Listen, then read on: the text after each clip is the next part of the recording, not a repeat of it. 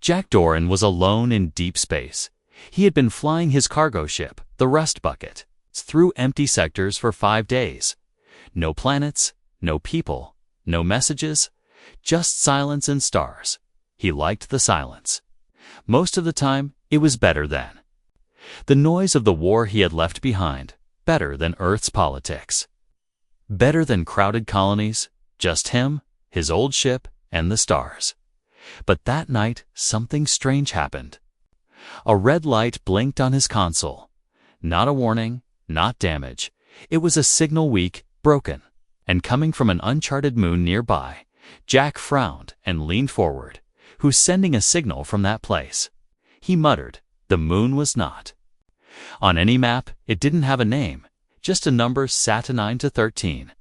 Most pilots ignored dead moons, too risky, no fuel, no ports, and sometimes things were hidden there, but Jack had always been curious, and maybe, just maybe, someone needed help. He turned the ship slowly. Engines hummed low as he guided the Rust Bucket toward the signal. The closer he got, the stranger the signal became. It didn't sound like any language he knew. It was not human, not robotic, not any alien dialect he'd ever heard. It was soft, broken, like a whisper in static. When he landed on the moon's rocky surface, his boots crunched on frozen dust. There were no buildings, no lights, no life, just darkness and silence. Then he saw it. A small shape, glowing faintly blue. Half buried under a broken metal panel, he walked closer, heart pounding. Hand on his plasma pistol. It was a girl, no, not human. Her skin was smooth and silver blue. Like moonlight, her eyes were closed, her chest rising and falling slowly. She was injured, bleeding from a cut above her brow. Jack knelt beside her, unsure what to do. Should he touch her? Call someone? Leave. But the moment he reached out, her eyes snapped open. She gasped and tried to move, but couldn't. Her hands glowed for a second, then went dim again. She whispered something, a word Jack didn't understand. He looked around. No footsteps, no ship, no signs of life. How did she get here? Who left her behind? Then his ship's comms buzzed. Something was approaching from orbit. Fast, Jack looked up. And his eyes widened. A dark shadow passed across the stars. It was huge, silent, and shaped like a hunter's claw. No lights, no ID code. It wasn't friendly. He didn't know who it was, but he knew one thing, whoever they were. They didn't want him to find this girl. Jack picked her up in his arms. Carefully but quickly, she was light. Like carrying a bundle of cloth, he ran back to the ship. Dust flying under his boots. The engines were already warming up the moment the ramp closed. He heard a blast outside. Something had fired at the landing spot. He was 1 minute too fast for them. He jumped into the pilot's seat and pulled the ship into the sky. The girl was breathing hard, whispering in her strange language again as they reached orbit. The enemy ship turned and followed. Jack cursed and pushed his old ship to the limit. The Rust Bucket groaned but obeyed. Shooting into warp, just in time, they escaped. But only just. Jack leaned back. Heart pounding, the girl sat quietly now. Looking at him, he looked back. Still. Catching his breath. I don't know who you are, he said. But someone really didn't want me to find you. She didn't reply, but her eyes said enough. She wasn't just lost, she was hunted. And Jack. He had just become part of something much bigger than a simple cargo job. Something ancient, dangerous, and very, very secret. He looked down at the blinking signal light on his console. Then at the girl, who now clutched something in her hands. A small cube glowing from the inside like a heartbeat. Jack didn't know what it was, but deep inside he knew this wasn't just a rescue. This was a warning. That signal. It was never meant for humans. The stars outside twisted like slow fire as Jack Doran leaned back in the pilot seat. His hands still shook from the narrow escape. His ship, the Rust Bucket. groaned quietly as it cruised through warp space, and behind him, the alien girl sat on the cold floor, watching him without blinking. He had wrapped her in a gray blanket, but she didn't seem cold. She just stared silent, tense. Like a wild animal, unsure if it had been rescued or captured, Jack glanced over his shoulder. "You got a name?" he asked. No answer came, just that same expression. The girl's silver-blue fingers gripped a strange cube, the same one glowing in her hand when he found her. It pulsed slowly, like a heartbeat, and cast a faint glow on her face. She said something in her language again, softer this time. Jack couldn't make sense of it. But it didn't feel like a warning, it felt like a plea. He turned back to the controls and checked the scanners. They were still alone, for now, but deep down, he knew it wouldn't last. Whatever ship had attacked the moon wasn't flying alone, and they'd be tracking his trail. He stood and walked toward the girl. Slow and careful, when he knelt down, she tensed, and her hand lit up with a faint flicker of light, some kind of energy surge. Jack raised both hands, showing he meant no harm. "I'm not here to hurt you," he said. "You were in trouble. I helped. That's all." Her eyes studied his face, then lowered to his chest, then to the floor. She touched the cube gently, and this time, something changed. The cube blinked 3 times and floated an inch into the air, spinning. A holographic projection flickered images and symbols Jack couldn't understand. Then a map appeared, a star map, shifting slowly with highlighted points across multiple systems. And one of them was blinking red. Jack stared at it, breath-catching. In his throat, that red star, it wasn't random. It was a restricted system. Locked off after the Orion collapse. He had never been there, but he'd heard stories. Stories of ruined stations, failed colonies, and ancient things buried beneath the ice. The girl tapped the blinking star, looked at him, and said a word. He didn't know the meaning, but he understood the message. She needed to go there. She wasn't just lost. She had a destination. Jack hesitated, then nodded slowly. "All right, we'll get you there." He stood and returned to the cockpit, plotting the course manually.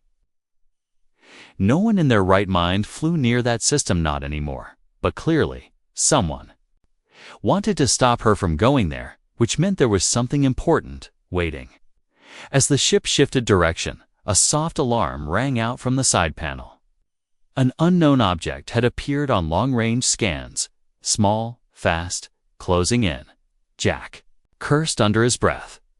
Already, he boosted the engines, trying to shake off the trail. Suddenly, the girl stood up behind him and pointed at the panel. Her voice rose, not loud, but urgent. She pressed her palm against the ship wall. "Ka," and the entire room flickered for a moment. A hidden compartment in the floor slid open with a soft hiss. Jack stared. That's not standard equipment. Inside was an old device, alien tech, dusty and untouched for years. She picked it up and placed it on the console. It glowed, then sent out a strange pulse across the ship's systems. The unknown object chasing them vanished from the radar. Not destroyed dash, just ... Gone, cloaked, disrupted. Jack didn't know. He looked at the girl, who was breathing heavily now, eyes dimming slightly. Using the device had taken something from her. He reached over and placed a ration pack in her hand. She looked at it, confused. Then finally took a small bite. "Guess you're stuck with me," Jack said, trying to smile. She gave the smallest nod, just once. The silence between them was thick, but not cold. Something had shifted. A connection had started, fragile, wordless, but real. Jack didn't know her name, her mission, or what danger they were in. But he knew one thing clearly now. Whatever she was running from was powerful. And it wasn't done chasing them yet. He set the course, tightened his seatbelt, and whispered to himself. This was supposed to be a quiet trip. Behind him, The cube pulsed once, then again, faster this time. And far in the distance, something ancient had woken up. Asterisk. The cube wouldn't stop pulsing.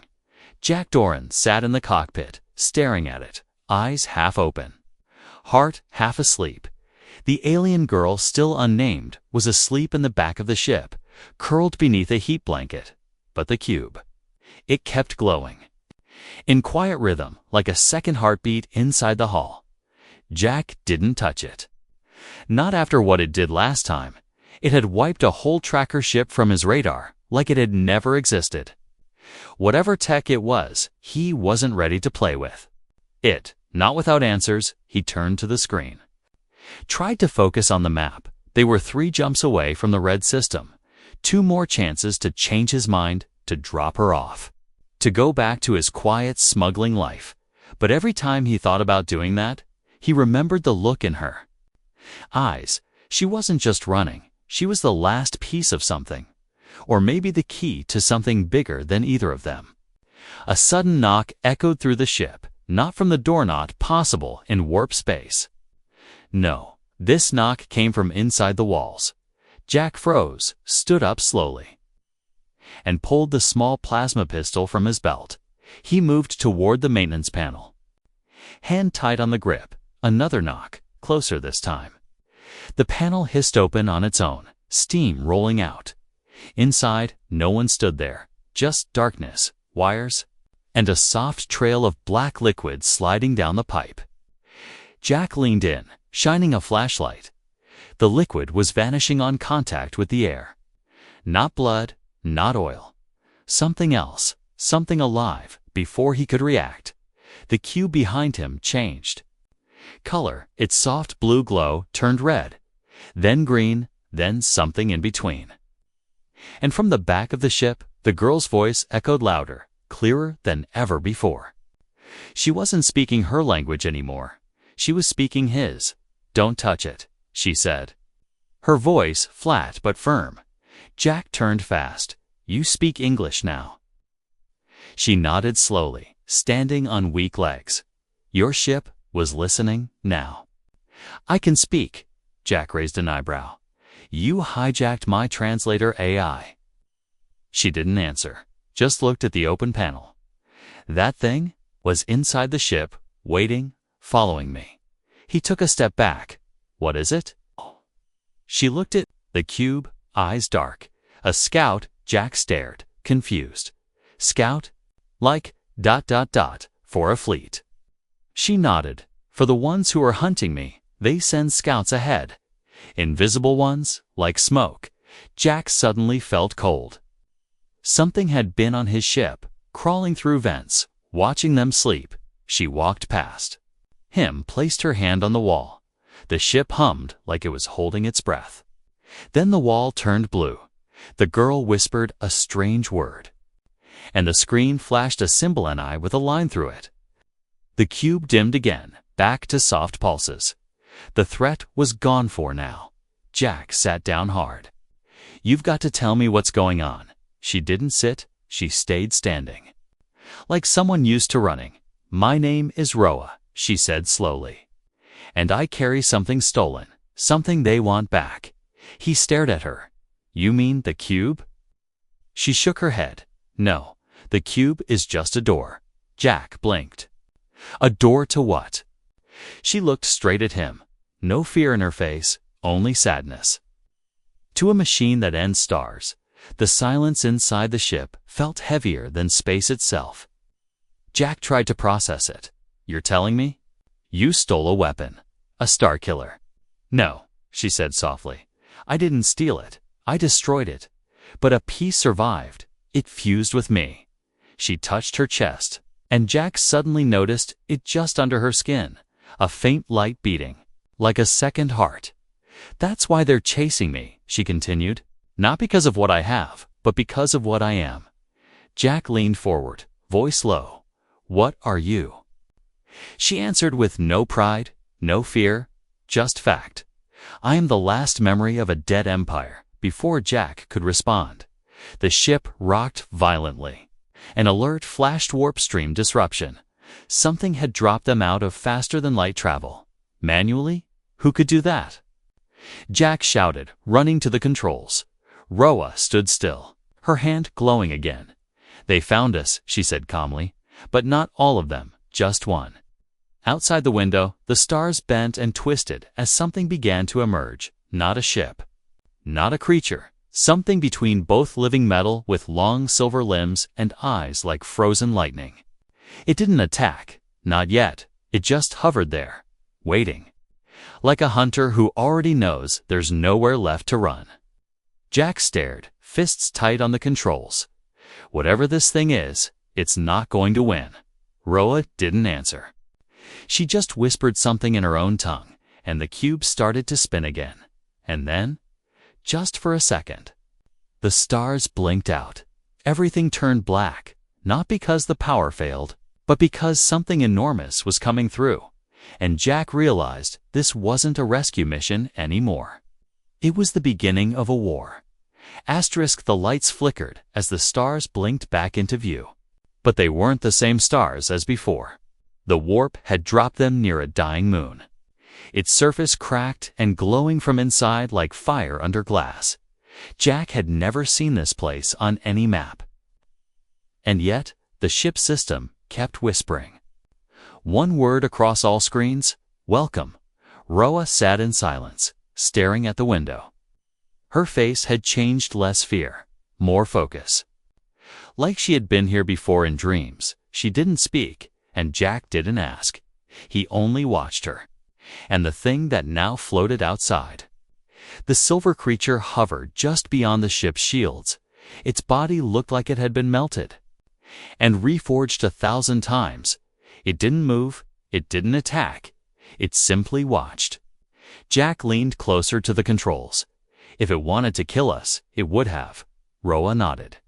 "It doesn't want to kill, not yet. It wants to make a deal." Jack raised an eyebrow. "With you?" "No," she said quietly. "With you." Before Jack could reply, a voice echoed inside the cockpit. It didn't come from the speakers. It came from everywhere. A low, smooth voice, like wind over bones. "Human pilot. You are carrying stolen memory." Jack looked around, heart pounding. "What do you want?" He said aloud. The voice responded calmly. "Give us the carrier, and you will live." Jack glanced at Roa, who had already stood up. Her eyes glowed softly now. "She's not a package," Jack said. "And I'm not making deals with shadows." The voice replied without anger. "You misunderstand, pilot. You are not important. You are just in the way." The ship rocked as something slammed against the shields. A warning, not an attack. But next time, it would not be a warning. Roa stepped forward, placed her hand on the cube again. It rose and projected a symbol into the air, 2 circles, merging into one. Jack had no idea what it meant, but the silver being outside hissed like metal bending in flame. Then it vanished, not warped, not cloaked, gone. Like a shadow burned away by light. Jack took a deep breath, but before he could speak, the ship began to move, not by his hands. The controls had locked, the engines ignited. They were being pulled down toward the burning moon below. He grabbed the manual override, but nothing worked. The ship was being guided like a puppet. Roa stood perfectly still, eyes closed, hands glowing brighter. "It's me," she said softly. "The moon remembers me." The ship landed hard but safely, as if caught by invisible hands. The ramp hissed open before Jack could stop it. Outside, the air shimmered with heat. The ground was cracked and glowing. Yet no flames burned. Roa stepped out first, unafraid. Jack followed, pistol ready but uncertain of what he was aiming for. The moment his boots touched the ground, he heard it. A deep, slow voice, not in his ears. But inside his skull, it spoke in memories, in feelings, old sorrow, long war, forgotten promises. He stumbled. Nearly dropped his weapon. Roa caught him and held him steady. "They want to test you," she said. "Test me for what?" he asked, to see if a human can carry what comes next. Before he could ask more, the ground beneath them cracked open like a yawning mouth, and the two of them dropped into darkness. No pain, no fall, just a shift, like space folding around. They landed in a vast hall with walls of glass and ash. At the center stood a tall figure, half machine, half memory. Its face was a blank mirror, and inside it, Jack saw his own reflection older. Broken, burning, it raised its hand and pointed at him. "You will betray her," the voice said. Jack flinched. "No, I won't. You will try to save her." The voice continued, "And in doing so, you will bring ruin." Roa stepped between them. "He's not like the others." The voice didn't respond. It simply stepped back and placed something on the ground, a shard of crystal. It floated toward Jack, slow and glowing. He reached out, and the moment he touched it, a surge of visions hit him. Planets dying, stars exploding, a galaxy torn in two, and one face remained in every image, Roa's. Standing alone at the center of it all, Jack fell to his knees, gasping. The crystal faded, and the hall vanished. He was back on the ship, sweating, heart racing. Ro sat beside him, silent. "They showed you the end," she said. He nodded slowly. "They think I'm the one who causes it." "They don't know," she said. "They only remember." Jack looked out the window. The moon was gone. The system had changed again, like the galaxy itself was bending around them. He stood up, hands still shaking. "I don't care what." "They showed me," he said. "I'm not leaving you." She gave a small nod. Not of thanks, but of understanding. Because now, both of them were marked. Not just by memory, but by destiny. And somewhere in the dark, the ones who had built the end were waking up again.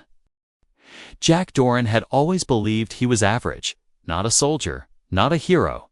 Just a guy with a ship and enough luck to keep flying. But as he stared into the reflection of the stars from his window, he no longer saw a pilot. He saw a target, since the moment he picked up Roa from that broken moon, his life had stopped being his own. He hadn't asked to be part of this, but it didn't matter anymore. Something ancient had seen him, touched him, and now refused to let go. Behind him, Roa sat cross-legged on the floor, eyes closed. The cube hovered near her chest, pulsing gently, like it was breathing. Jack didn't know if she was meditating, healing, or just listening. He didn't ask, because every time she opened her eyes, they looked a little more tired. And every time she touched that cube, he could feel something pulling at her like it wanted to use her up. Piece by piece, the ship floated now in a low orbit around a rogue planet. No sun, no light, just darkness stretching forever. They had come here not to hide, but to find something. Roa had called it the Archive, an old place buried inside the frozen world created by the first ones, the builders of machines that could bend light and memory as they descended into the atmosphere. Frost covered the glass. The temperature dropped, but Jack didn't care. He could feel the weight in the air, like the planet itself was holding its breath. They landed on solid ice, thicker than mountains. Roa opened the ramp without a word and stepped into the storm. Jack followed, boots crunching against the frozen ground, wind screaming like whispers. They walked for what felt like hours. No landmarks, no trail, only cold and silence. Then, suddenly, she stopped. There was nothing there, just snow and more snow, until she raised her hand. And the ice cracked open beneath their feet. A massive circle formed in the ground, glowing with symbols that hadn't been seen for 1,000 years. The snow fell inward, and a spiral staircase appeared, leading into darkness. Jack stared at it, shivering not from cold, but from something deeper. "You sure this is safe?" he asked. "No," she said, and started walking down. The stairs led to a chamber carved from crystal and black stone. In the center was a machine, tall and narrow, humming like it was asleep but dreaming. Its surface shifted slowly, showing Images that flickered like memories wars. Stars, faces Jack didn't recognize. Roa approached it, placed her palm against the stone. The machine glowed blue, then gold, then red. Jack watched as her skin lit up again, glowing from the inside. And then the machine spoke not in words, but in thoughts. Jack felt them slam into his head like waves. He saw Earth, but not how it was. He saw it surrounded by ships, broken, burning. He saw himself walking across ash. Alone, and above him, a shadow, not human, not alien. Something beyond. He gasped and stepped back, holding his head. Roa looked at him, her voice soft. "They showed you the end again." Jack nodded, breathing hard. "It's always me," he whispered. "I'm always alone." "No," she said.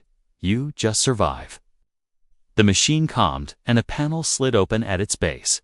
Inside was a device, small, metallic, shaped like a spine. Roa lifted it with both hands, holding it like something sacred. "This is what they buried here," she said. "What is it?" Jack asked. "A key," she said, "and a weapon." Before he could speak again, the ground shook. A deep hum rose from beneath him. Something had felt the key being lifted. Something that had been sleeping too long. Roa looked at him, voice calm but fast. "They know where we are now. We have to move." Jack helped her back up the stairs, both running as the structure behind them began to collapse. Back on the ship, engines roared to life. The moment they left the atmosphere, a message blinked on the console, not from any network Jack recognized, just a line of text. "The human has touched the signal. He must be erased." Jack stared at the words, fingers frozen above the keys. Roa sat beside him, eyes on the stars ahead. He looked at her, voice steady. "So now they're after me too." She didn't smile, but her voice was soft. "They don't understand you yet." Jack glanced back at the screen. "Then let's make sure they never do." And somewhere, far beyond their position, an entire fleet changed direction, not toward her, but toward him. Because only a human would be stupid enough to carry an alien's war into the heart of the galaxy. And maybe, just maybe, stupid was what the galaxy needed.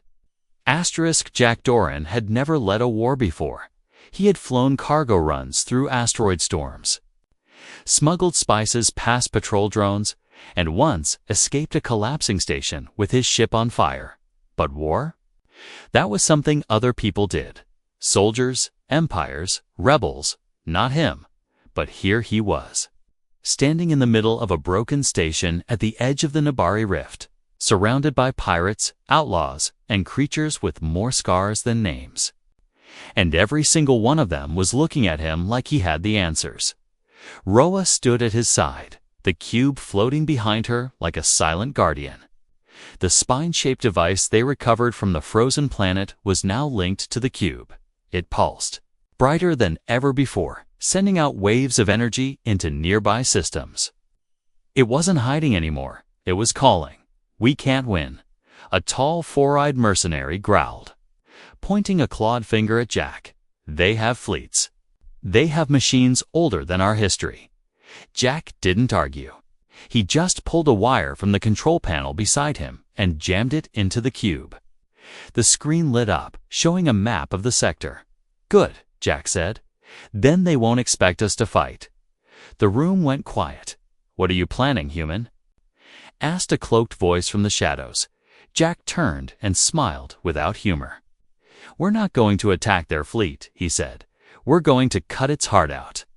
Roa stepped forward and pointed at a single star, blinking in the center of the display. It was deep in enemy territory, surrounded by dozens of warships.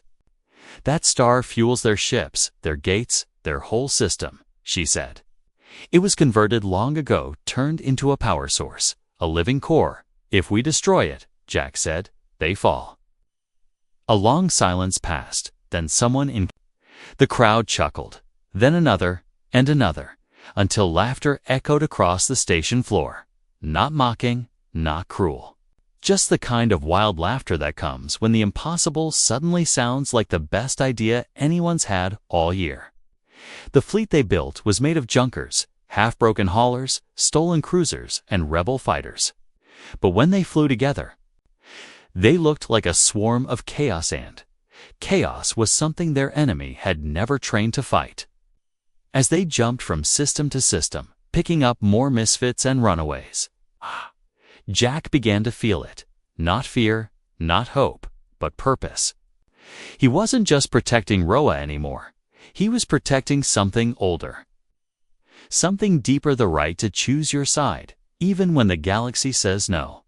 When they reached the edge of the target system, the enemy fleet was already waiting.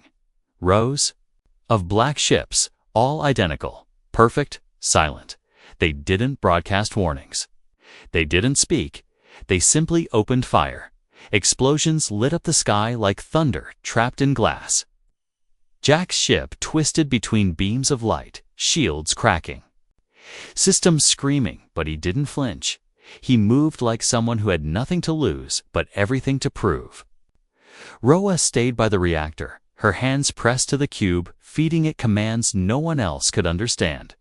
The device glowed like a dying sun, slowly opening a path through the madness, just wide enough for one ship, just long enough for one chance. Jack looked at the others through the comm screen.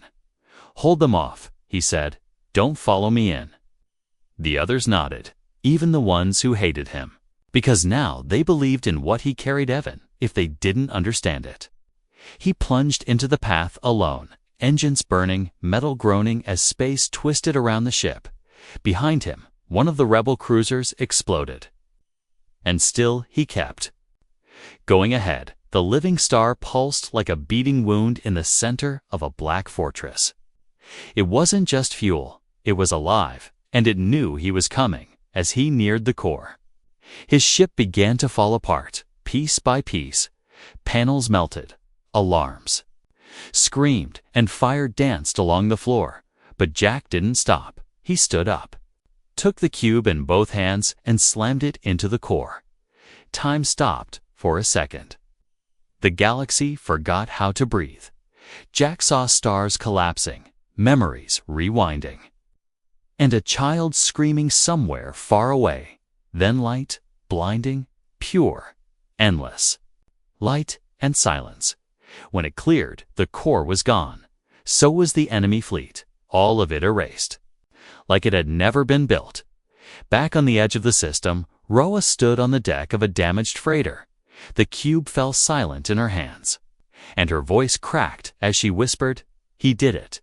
But no one knew if Jack was alive. No signal, no trace. Only the echo of his last words, "Make it count." The war ended in silence.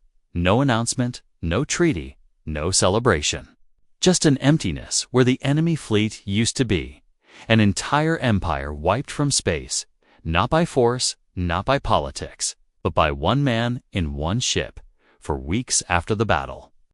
Search teams flew through the wreckage field. They found fragments of Jack Doran's vessel, pieces of hull, broken metal burned black from the core's collapse. But no body, no signal, no goodbye.